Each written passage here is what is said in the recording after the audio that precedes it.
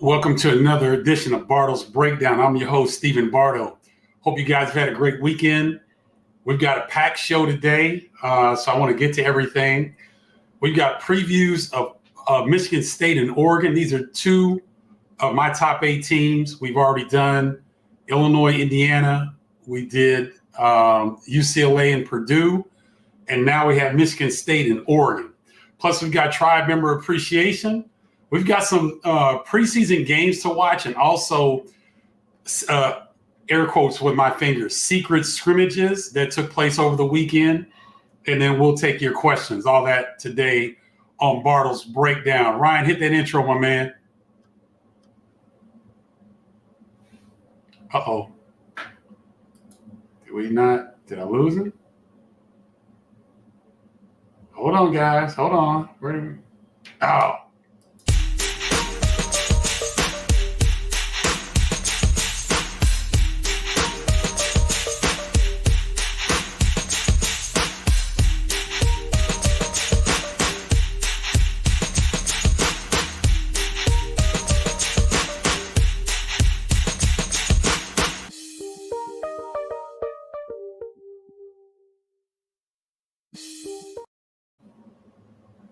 All right, guys. So we're going to get into it. Let's start out with Michigan State. And by the way, if you guys want to join the tribe, text me 312-847-2739.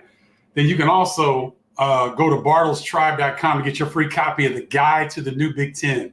Still working out the bugs to get it up, but I've got it created. I've gotten good feedback on it. It's a really good guide that has pertinent information about all 18 Big Ten programs. So I hope you guys go get that. So you got 2 ways to join via text. Text me 312-847-2739 or go to bartlestribe.com and get your free copy guide to the new Big Ten.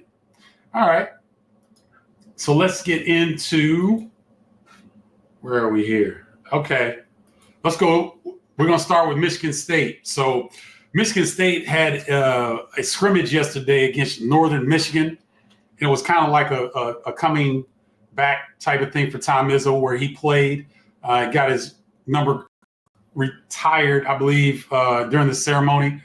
And so we got a glimpse of the Spartans versus Northern Michigan. And so this could change, obviously, because of the depth that Michigan State finds themselves with now with Frankie Fiddler and Trey Holloman, as well as Jace Richardson and Kurt Tang. Here's who I think will start: Jeremy Fears, Jay Nakins, Cohen Carr, Xavier Booker, and Carson Cooper. Now, Zapalia looks like he might be the guy that starts at center. I threw Carson Cooper in there based on his experience, based on the fact that 2 March Madnesses ago, he had a really good tournament run as Michigan State won a couple games.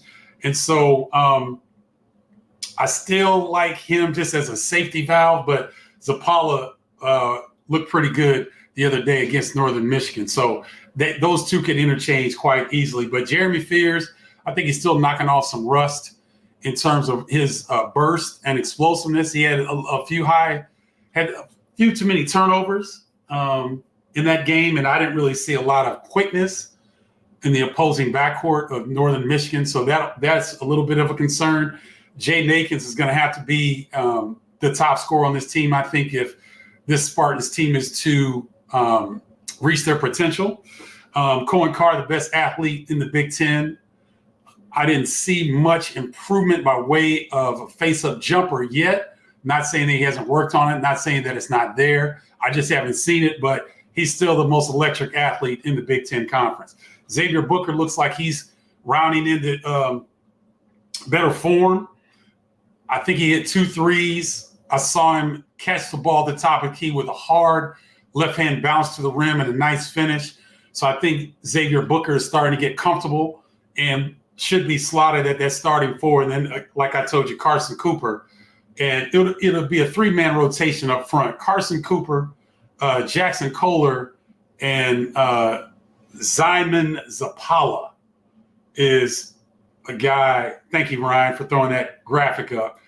Zyman Zapala would be a guy that could get a start at the center as well. He got a lot of time, as did Jesse McCulloch.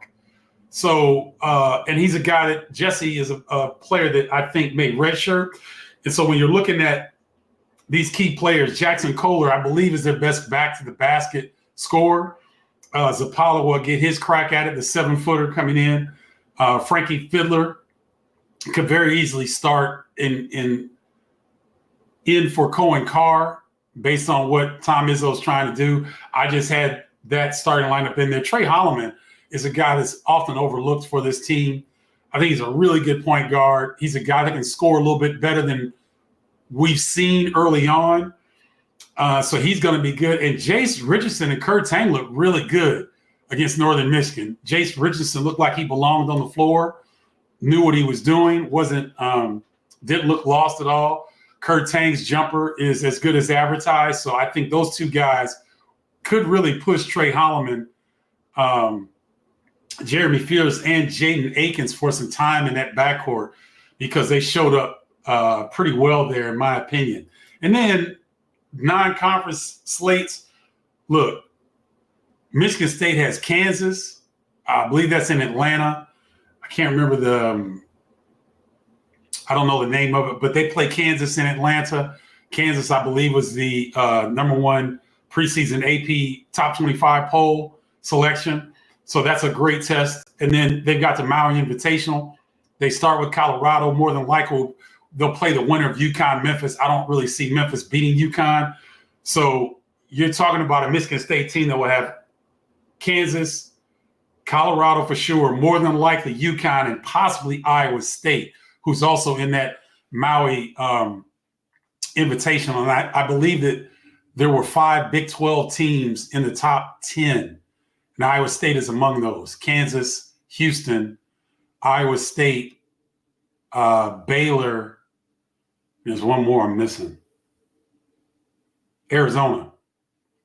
So great non-conference slate once again for Michigan State.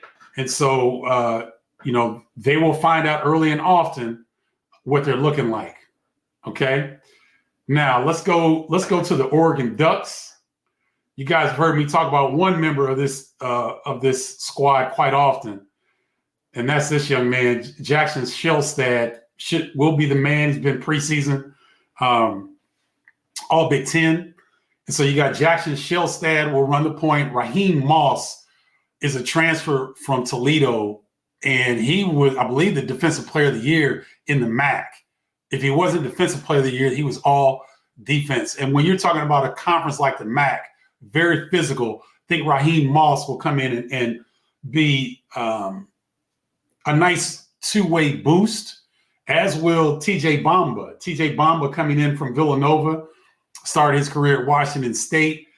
I think Raheem Moss, TJ Bamba, and Jackson Shellstad could vie for possibly one of the best backcourts in the Big Ten this season. They're really dynamic what they can do with those 3 guys handling the basketball, attacking off the bounce. And then you throw Kwame Evans Jr., who is now showing up on NBA first round projected pick in the 2025 NBA draft. Very talented 6'9" forward who will get a little bit more offense added to his game. And then Nate Biddle, the 7-footer who was injured a lot last season. Dana Altman had some very good things to say about him in the Big Ten Media Day situation, and said that Nate is making great strides coming off of injury. They're looking for big things with him. And then when you look at some of the key players, Brandon Angel is a guy that transferred from Stanford. I had a chance to cover him, believe it was last season when Stanford played Wisconsin in Milwaukee. And Brandon Angel's a big, big dude that can step out and hit the 3. He's listed at 6'8". I think he's more like 6'9", probably 230, 235, big physical cat, can step away from the bucket. Supreme Cook coming in from Georgetown at 6'9", going to do a lot of the dirty work.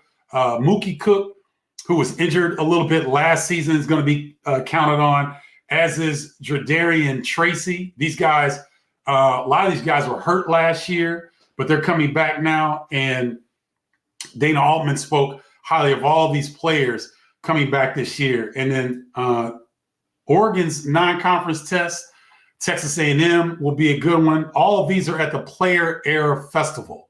And I believe Rutgers is a part of this festival.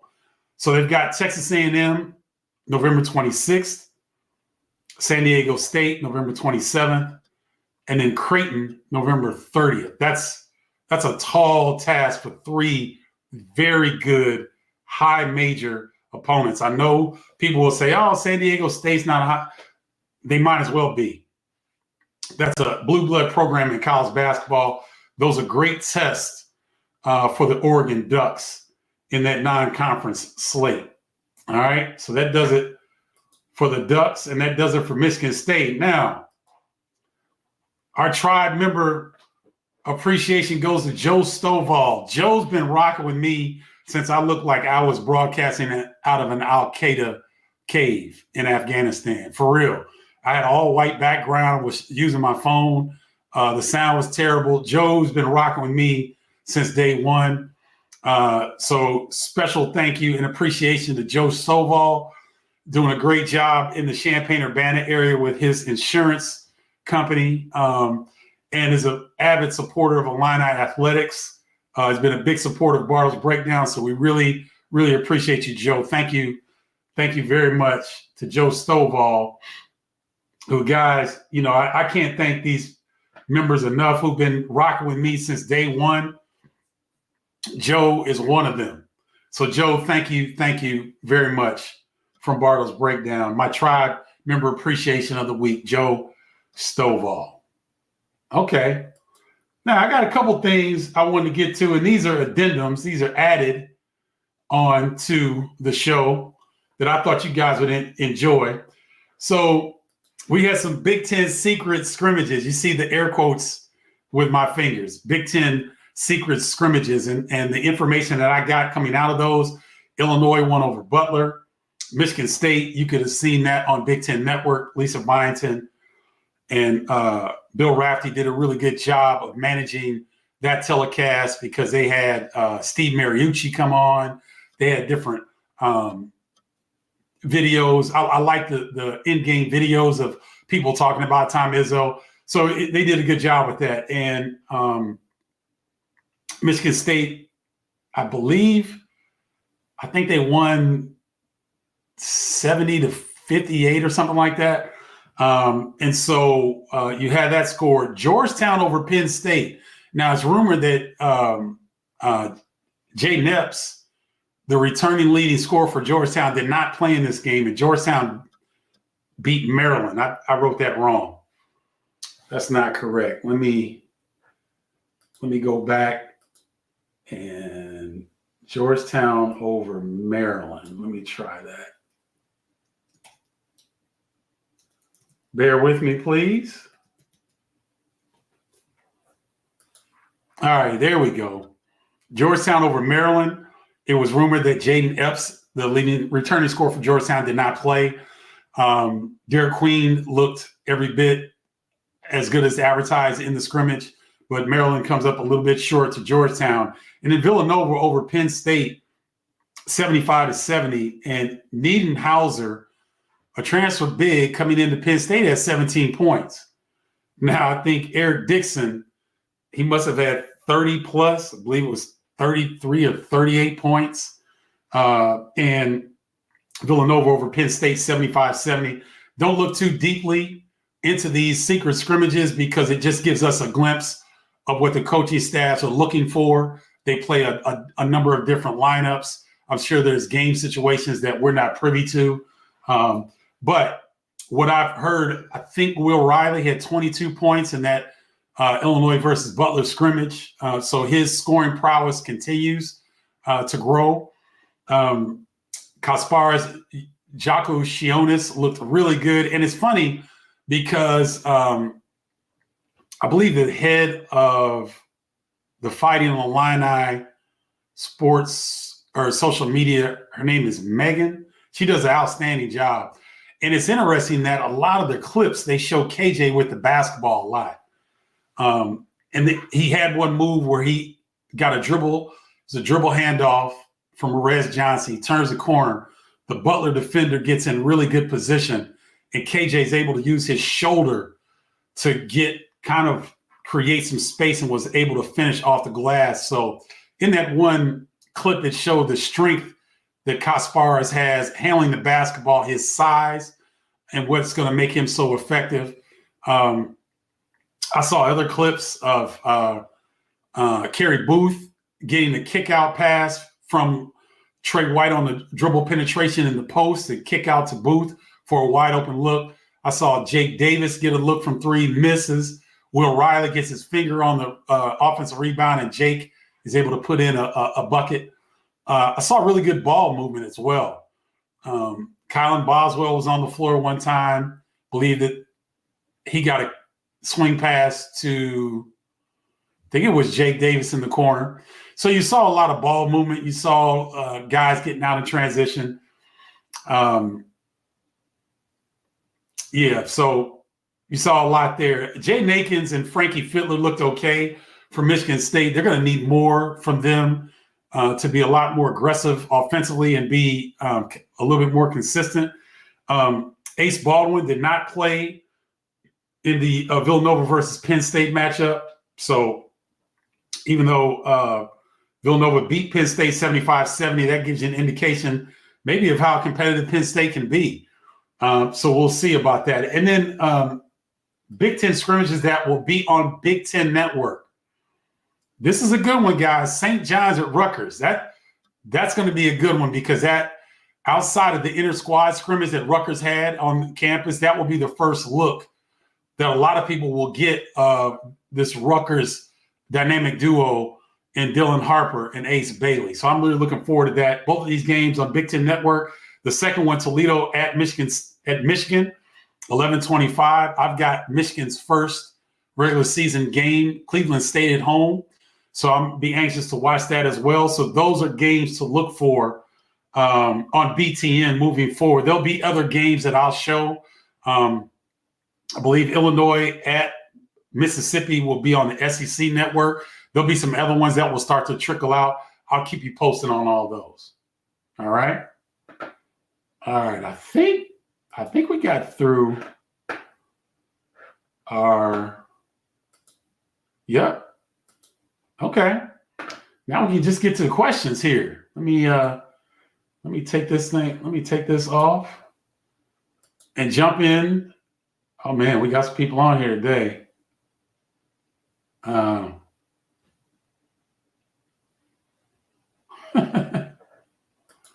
What's up, Doug?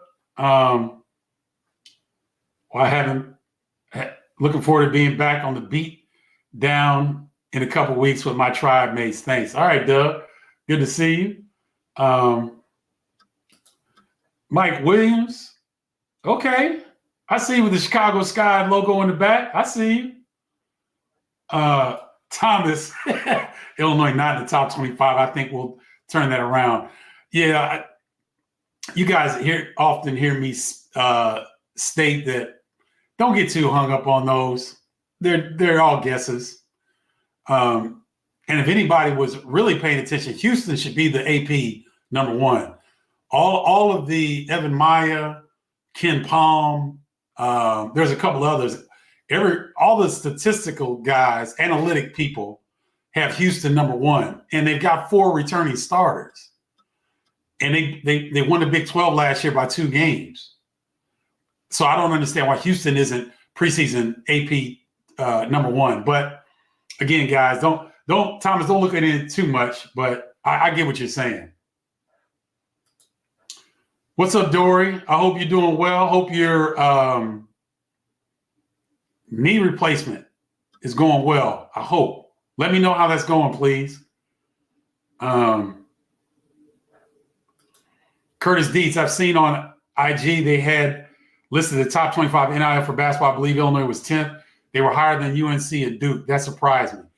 Curtis, I think when the University of Illinois has an advantage because their athletic director, Josh Whitman, is young enough and savvy enough to understand the shifting landscapes in college athletics. he saw early on that if you don't have a healthy NIL bag for your football and men's basketball programs, you will fall behind, greatly fall behind. And so Illinois, with its number of registered alums and its reach in terms of how many people love that program, Josh Whitman and his staff have done a really good job of cultivating relationships that will allow them to fundraise. And so don't be surprised, because I've heard that Illinois has got the second biggest NIL bag men's basketball to Indiana in the Big Ten. So it would make sense that they'd be 10th in the country or in the top 10.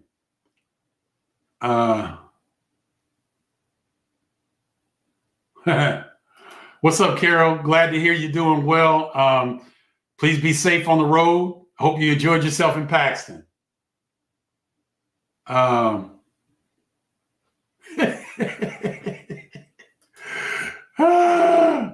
Hey, man, still got to win, Illini. Still got to win. No, not a problem. What an absolute joke of a top 25. This is just silly. Yeah, again, guys, it's not going to mean anything. And that's I know you guys really pay attention to that a lot. But you know, don't look too much into it. Let me see if I can pull this AP top 25 basketball. Let me see if I can get this up on a screen and we can look at it together. All right, let me see. Present, share screen. Let's go with this one. Okay, so can you guys, I think you guys can see this. Let me open this up a little bit more, zoom in. Zoom in. Okay, hopefully, yeah, I think that's big enough. All right, so we got Kansas number 1, Alabama 2, UConn 3, Houston 4, Iowa State 5, Gonzaga 6, Duke 7, Baylor 8, North Carolina 9, Arizona 10. Now, what I want you to pick up on, you got 1, 2, 3, 4, 5 Big 12 teams in the top 10. That's crazy. That's crazy. Second 10, Auburn, Tennessee, Texas A&M, Purdue, Creighton, Arkansas, Indiana, Marquette, Texas, and Cincinnati. Now, look at this. Southeast Conference, Southeast Conference, Southeast Conference, Southeast Conference. So even though the SEC has one team in the top 10 in Alabama, they've got 1, 2, 3, 4, 5 in this next 10. So we've got Auburn, Tennessee, Texas A&M, Purdue, Creighton, Arkansas, Indiana, Marquette, Texas, and Cincinnati. And so we've got no Big Ten teams in the top 10. And then Purdue at 14, Indiana at 17. All right. So there's 2 in the top 20. Now let's look at the last 5. Florida, UCLA, Kentucky, Ole Miss, and Rutgers. All right. Now, Illinois, as you can see, is right there on the bottom where my cursor is. They're the next one receiving votes. So they were just outside of the top 25. So they could have easily been in there. But when you look at this is quite interesting to me because Kentucky, new coach, new roster. UCLA, fairly new roster. Rutgers is going to really depend on 2 freshmen. Cincinnati returns a lot, but I'm still surprised that they're preseason 20. Marquette is going to lose. They've lost 2 NBA guys in Tyler Kolek and Iguodaro, and yet they're 18th. I mean, I know Cam Jones is a really outstanding scorer, but I don't know about that. That's a head scratcher. A lot of people think A&M is going to be good. A lot of people think Auburn is going to be good. I don't really have a problem with the rest of this, but just showing you guys that it doesn't, it's people making guesses. And here's the thing, like, I know you guys will relate to this. I didn't talk a lot about Illinois in the preseason because I had not seen a lot of KJ and a lot of Will Riley. I didn't, you can see footage, but I hadn't seen them play. I saw some of the games that KJ played in international play, and you could tell he has the goods. Will Riley, you can see on YouTube that he's a special scorer. And in fact, looks like he had 22 in that secret scrimmage against Butler, showing you that scoring prowess is going to be there. So, you guys read and weep, but don't get too caught up in it, man. It ain't worth it. What's the reason they don't televise those games? Because most of us hoops junkies would pay to watch that. Phil Kafka. Yeah, Phil, I'm not sure. I think that if you guys think about it, these charity games are fairly new. Within the last 3-4 seasons, there might have been one-off charity exhibitions, but with all these natural disasters, these tornadoes, these hurricanes, college basketball has done a really good job of trying to find ways to raise money for great benefits, for great uses. And so I think now that these networks are starting to understand, they may have been reluctant, Phil, in the past, based on it being football season and football so dominant. But the core basketball fan like you, like me, we're going to tune into those games. I was watching Michigan State versus Northern Michigan, and this was right smack dab in the middle of football games. So I agree with you, and I think the networks are finally starting to catch on that that's not empty space, that's not empty programming. People will actually watch those because they're starving to get a look. So hopefully some of those network people watch Bardo's breakdown. I know some of them do. I don't know if all the people I work with do, but that would be a good idea to put more of those on.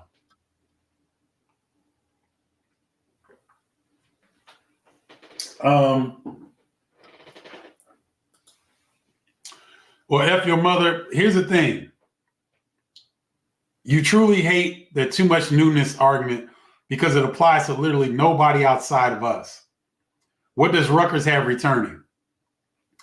Can anyone here name 2 guys on that roster not named Harper and Bailey?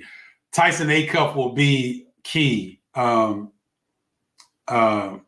Jeremiah Williams, it will be one of the best players in the Big Ten Conference. Jermichael Davis has put on 18 pounds in the offseason. And then Ogbole, if he is anything that they say he's going to be, Rutgers could be pretty good. Guys, here's the thing. I think you all are upset because your favorite team isn't in the top 25. These are human beings making these decisions, guys. These aren't computers. This isn't analytics. These are human beings, and they're influenced by what they see. And what they've seen are the number 2 and 3 projected picks in the NBA 2025 draft in Ace Bailey and Dylan Harper. They've seen that for a full year already. They've seen that. So what dominates in the media is going to have an influence on what these people will put in the top 25. That's all. But I don't think you need to get so upset about that. Not upset, but don't get your drawers in a wad. Those scrimmages with Rutgers and Michigan in November, isn't that after the season starts? Does that happen often? I must have I typed out those wrong. Those are in October. Thank you for that, pointing that out. Let me go back and put that up. No. I had that. Oh, yeah, I had it wrong. It's supposed to be 10, 17, and 10, 25. Thank you for that. So the Big Ten scrimmages on BTN, 10-17, October 17th, St. John's at Rutgers, October 25th, Toledo at Michigan. So thank you for that. Appreciate that heads up. Where was I?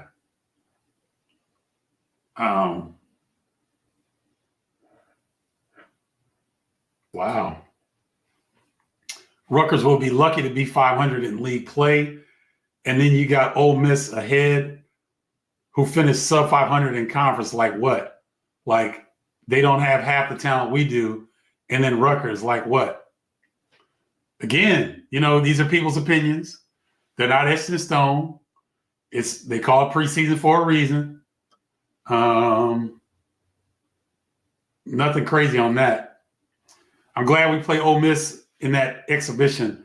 The money whooping gonna at least be worth something, even if just eye test. Yeah, Ole Miss is legitimate this season. I wonder if they had this kid Morrell back. Ole Miss basketball. Let me see if they had a really dynamic guard.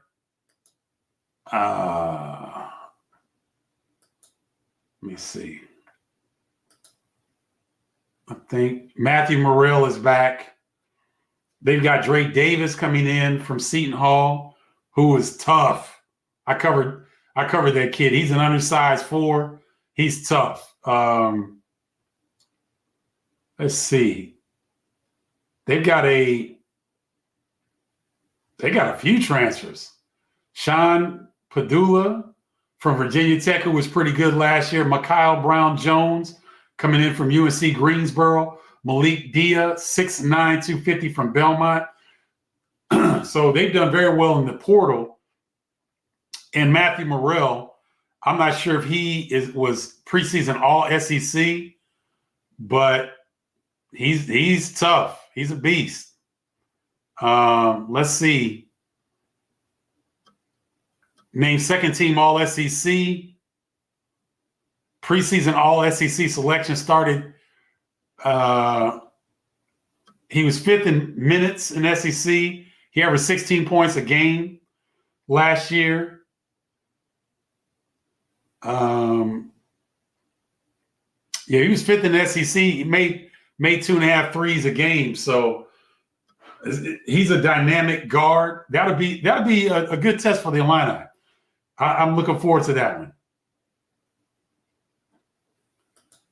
Curtis, you don't have a problem with the top 5, but the rest, yeah,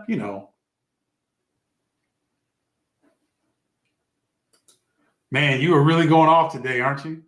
AP voters are just terrible. They just love the idea of giving credible programs credit for no reason, for the sole purpose of trying to act sexy. Oh my gosh.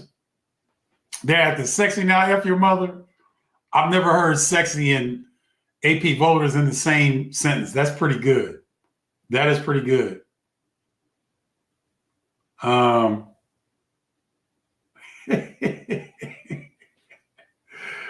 Let's see. Robert Mitchell. Last week I did this, Robert, and I had Kylan Boswell, Kasparis Giacochionis.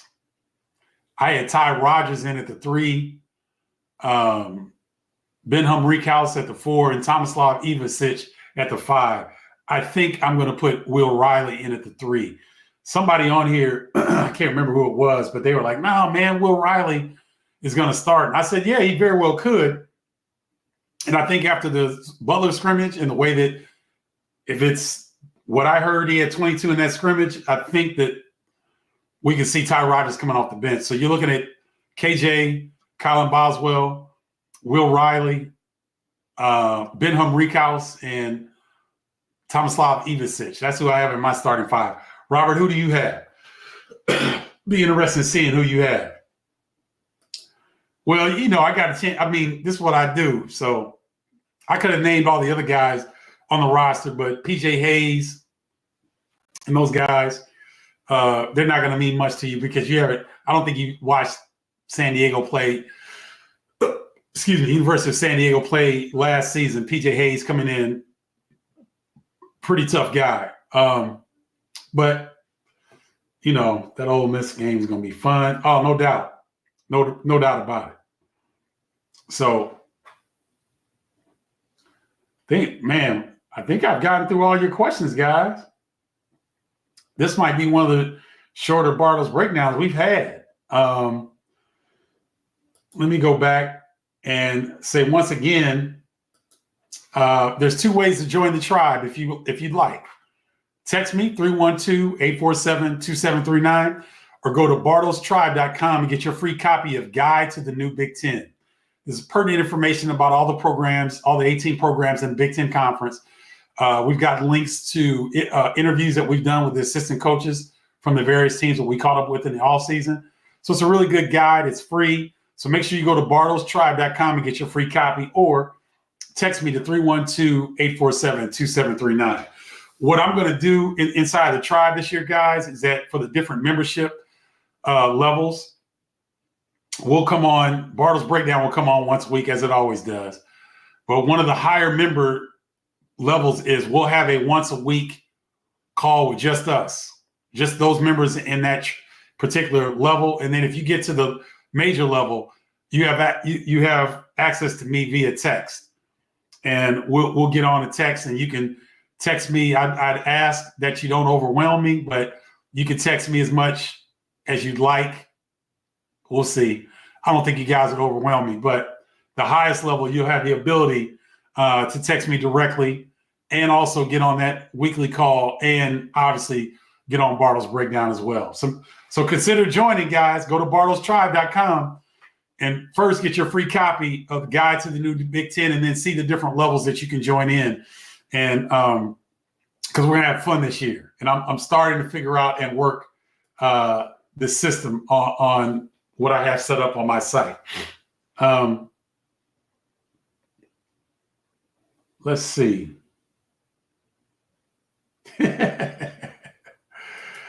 Carol says, any Illini stories today? Let me think of a player and come up with a story that I haven't talked about. Let me think. Give me a second on that, Carol. I hate to do that when I haven't thought about it because I like to flush it out. All right, Robert Mitchell has, he's got Trey White, Marez Johnson, Ben Humrickhouse on the front line, and then Kylan Boswell and KJ in the backcourt. So you like Trey White at the three as well. I mean, they've got so much versatility, Robert, that is scary. Like you could literally have a lineup where you've got KJ at 6'6", Ty Rodgers at 6'6", 6'7", Trey White at 6'6", 6'7", and I said KJ, Trey White, Ty Rodgers, and then Will Riley. And then I don't care, you throw it to 5. Think about that lineup, though. Like, Trey White can create his own shot. It seems like Underwood's putting him as an action guy where he's going to be in the ball screen action and get downhill and kick into teammates or making something happen. At 6'6", 6'7". You got Will Riley, who is going to be able to score in a phone booth, it looks like. He's going to be able to create at 6'8", off the bounce. Ty Rodgers is putting a ton of work. And if he can keep defensives honest from 15 to 17 feet, he's going to be a problem at 6'6", 6'7", handling the basketball. Right? And then, so you got KJ, Will Riley, Trey White, and Ty Rodgers on the floor at the same time. That looks a little bit like flying Illini-ish, meaning that they can switch all positions. And then if you throw Marez Johnson at the 5, with his athleticism and quickness, it appears you might be able to switch 1 through 5. That's a defensive juggernaut. Now, I don't know if we'll ever see that, but the versatility and the different ways that Illinois is going to be able to play is something. Now we're salivating from the offensive end, but I think the biggest question for the line is what are they going to be able to do defensively? Nasir Shabazz, what's going on, man? I think Nasir, if this is your first time on Bardo's Breakdown, welcome. I appreciate you being here. We got 2 rules. Come strong with your opinion because these tribe members are very knowledgeable. And they come strong with their opinion and just be polite. We like to treat people with respect. We don't talk ish on here to anybody else. I don't know about family friendly, but we try to be as friendly as possible on here. So welcome if this is your first time. Okay, so a lot of you seem to like Marez Johnson starting at the 4. So, starting at the 5. Okay. All right. Now, I can see Marez starting at the 5, but will he get buried defensively? Like you're asking a freshman who is extremely talented now. We know how talented Marez is. You're asking Marez to come in at the 5, right? And bang with cats. So let's see. At 6'9", 225, he's got the length and athleticism, but is he going to be able to handle the banging? Now, here's something that's interesting. He's listed only 5 pounds lighter than Ivicic, Tomislav Ivicic. Tomislav is 7'1", 230. Marez is 6'9", 225. So I don't know. Maybe you can see a situation where a lot of guys will be flying around as well. And look, don't forget about Kerry Booth. Now, he's a little light in the britches at 6'10", 203, but he's got length as well. So the Illini could use a situation possibly on the defensive end where they're flying around. And if you got Marez Johnson at the 5, and you got 4 other guys around him who can switch and interchange defensively, that's gonna be fun to watch. I didn't watch it, Curtis, but I did see Doug Collins got in. Congratulations to Doug Collins on his enshrinement in the Basketball Hall of Fame. Very well deserved. Doug was the number 1 draft pick out of Illinois State. 1976. I believe that's when it was, 1976. Was a really good coach. I think he was a Hall of Fame broadcaster. Doug Collins was one of the best NBA broadcasters that the game has seen. He's right up there with Hubie Brown. Guys like that. Doug was a great listen. So congratulations to Doug Collins on getting into the Hall of Fame. Thanks for that, Curtis. I appreciate that.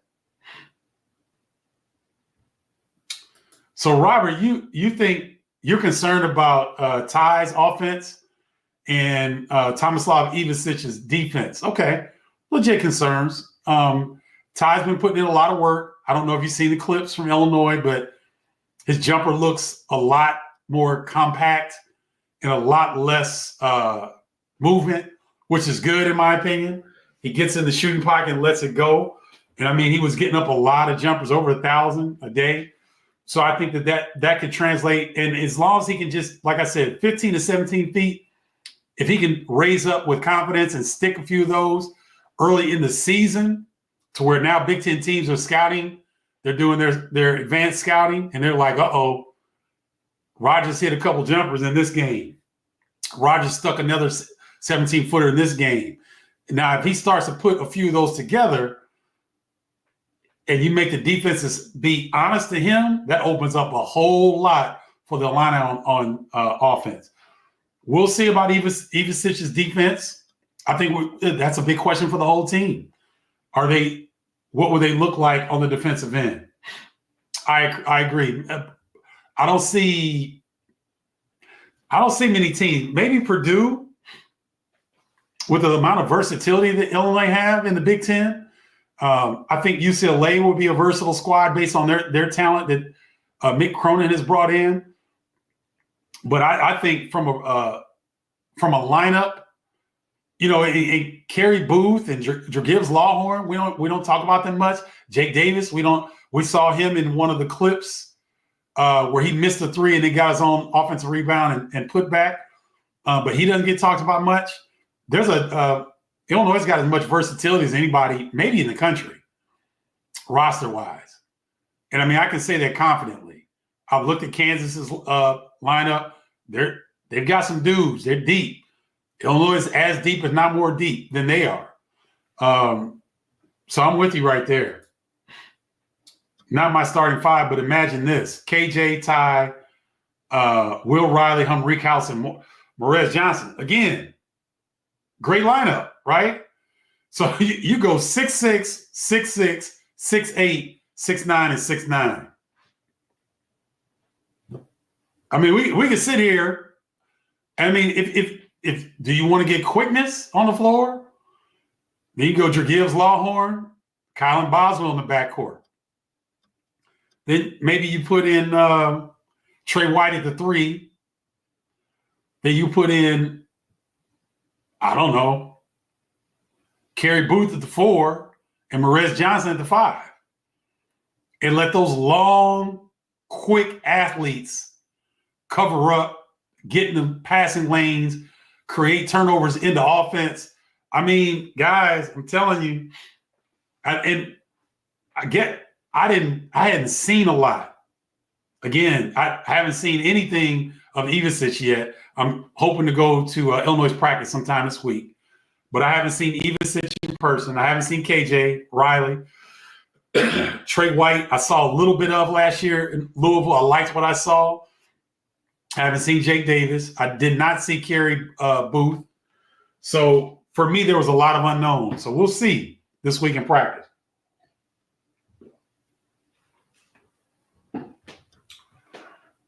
Oh, wow. Morez Johnson, according to a Twitter source, has 16 and 13 in the exhibition, I believe. I'm not surprised. One of the things I heard Brad say in the offseason is the elite motor that Morez Johnson has. So if he's able to get after it like that in an exhibition game, that bodes well for him on the glass. Brandon, good question, man, and thanks for joining. The overall talent in the Big Ten, where does that rank among power conferences? If I had to guess right now, Brandon, I would say the Big 12 is number 1.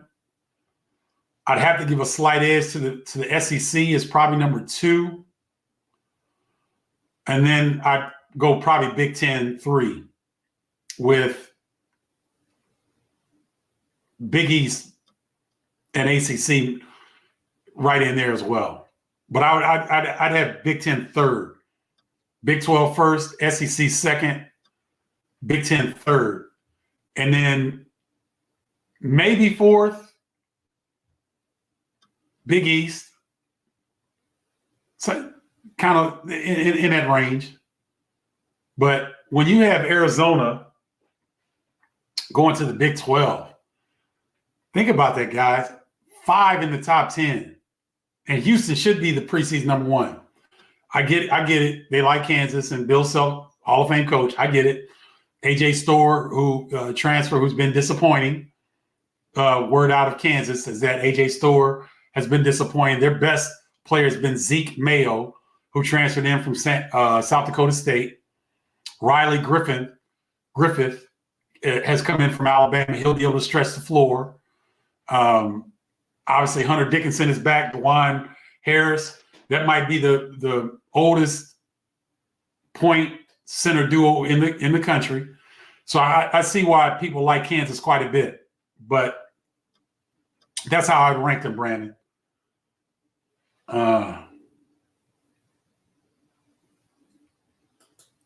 Where did Jeremiah Fears end up going? He's at Oklahoma. And is he playing this season? I think so. I think he's going to be playing for Porter Mosier and the Oklahoma Sooners. Hey,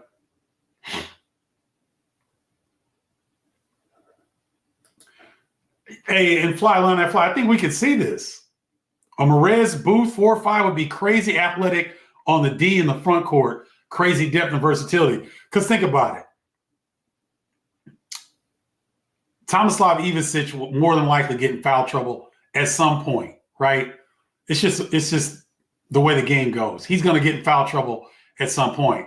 So do you want to put Ben Humrickhouse in a defensive situation like that? Maybe, maybe not. I haven't seen him defend yet. But I know what Merez Johnson can do defensively. And I've heard Brad talk about Kerry Booth's athleticism is through the roof. So that would be crazy on the defensive end. I agree with you. Curtis Dietz, ACC conference is nothing what it used to be. UNC, Duke, and Virginia are the only consistent teams. Well, let's see here. They got Duke at 7, North Carolina at 9. This is the the preseason AP top 25. So we got Duke 7, North Carolina at 9. And then I don't think there's another ACC team.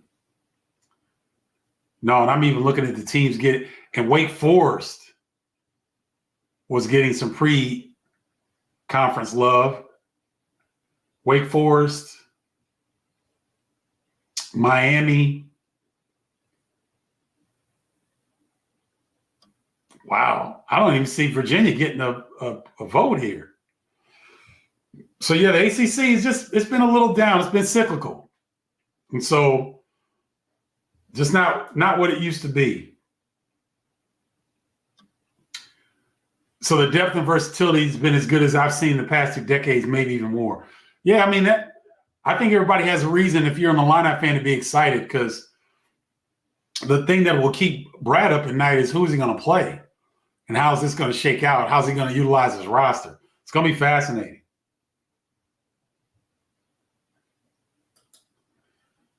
Yeah, but Brandon, AJ is with Vanderbilt now. So I did not hear that. But yeah, AJ Hogard has moved on to SEC country in Vanderbilt.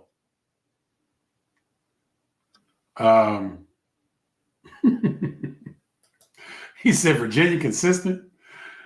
Yeah, well, yeah, it looks like, okay, guys, it looks like that might be it. Again, last time I mentioned it, 2 ways to join the tribe. And you want to consider joining the tribe, guys, because the season is 3 weeks from today, and it's going to be lit because there's 3 different ways that you can join. Go to Bardo's. Well, 2 different ways you can join, but there are 3 different levels of support at bardostribe.com. So go get your free copy to the guide to the new Big Ten, or you can text me 312-847-2739. All right. Guys, thank you so much for tuning in to Bardo's Breakdown. I appreciate you. I will have next week, I'm going to try to get to 3 different practices, 3 or 4 practices this week. I'll be able to come back and share some of my thoughts on that. We'll have 2 more of the top 8 teams in the Big Ten. We'll kind of go in a deep dive and kind of give you guys a look at those teams, and we'll do a tribe appreciation. So shoot me, comment on this video if you have some questions. I'll come back and answer those. But thank you so much for tuning in. I really appreciate you guys. And until next time, holla, y'all.